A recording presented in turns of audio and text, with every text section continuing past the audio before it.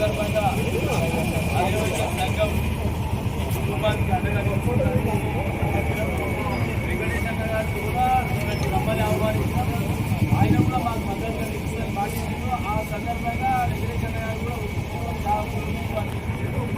దీనికి ఆయన ధైర్యం చెప్పి ఆ కుటుంబానికి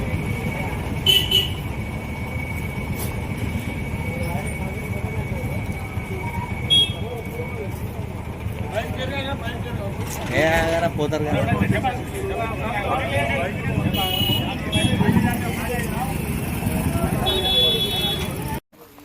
ఉప్పల చారిటబుల్ ట్రస్ట్ ఆధ్వర్యంలో కల్వకుర్తి నియోజకవర్గంలో గతంలో తలకొండపల్లి, ఆమన్గల్, మాడుగుల మండలాలలో కొన్ని గుడిసెలున్న ఇండ్లను నిర్మాణం చేసినాం.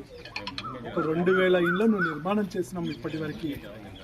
ఈ చారిటబుల్ ట్రస్ట్ నా కుటుంబ పరంగా సంపాదించిన సంపాదనని కొంత భాగాన్ని 10 మంది పేదవాళ్లకు అంకితం చేయాలనే ఉద్దేశంతో ఆ ట్రస్ట్ యొక్క యాక్టివిటీల్ని ఇండ్లు నిర్మాణం చేయడం, తల్లిదండ్రులు చనిపోయిన పిల్లల్ని చదివించడం, దాన సంస్కారాలు చేయడం, కొన్ని సంవత్సరాల పాటు ఉస్మానియా గాంధీ హాస్పిటళ్లలో అన్నోన్ బాడీలను దాన సంస్కారాలు చేయడం జరిగింది ఈ చారిటబుల్ ట్రస్ట్ ద్వారా.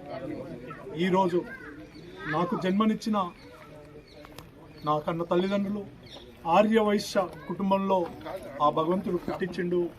ఆ కుటుంబాలకు కూడా నేను చైతన్యాలనే ఆలోచనతోటి ఇక్కడున్న కల్వకుర్తి ఆర్యవైశ్య పట్టణ సమైక్య మండల సమైక్య వాళ్ళ యొక్క కోరిక మేరకు ఒక 2 ఆర్యవైశ్య పేద కుటుంబాలకు చెందిన వాళ్ళు గుడిసెలలో కూలిపోయిన ఇళ్లలో ఉంటూ పేదరికంలో ఉన్న కుటుంబాలు ఈరోజు కిరాయి ఇళ్లలో ఒక తల్లి బిడ్డ జీవితాలను గడుపుతున్న ఈ సందర్భంగా ఆ కుటుంబానికి చేదోడుగా ఉండాలి, ఈ ఎండకు వానకు వాళ్ళకు ఒక నీడనివ్వాలనే ఆలోచనతోటి ఆ ఇంటి నిర్మాణాన్ని ఈరోజు పూనుకోవడం జరిగింది.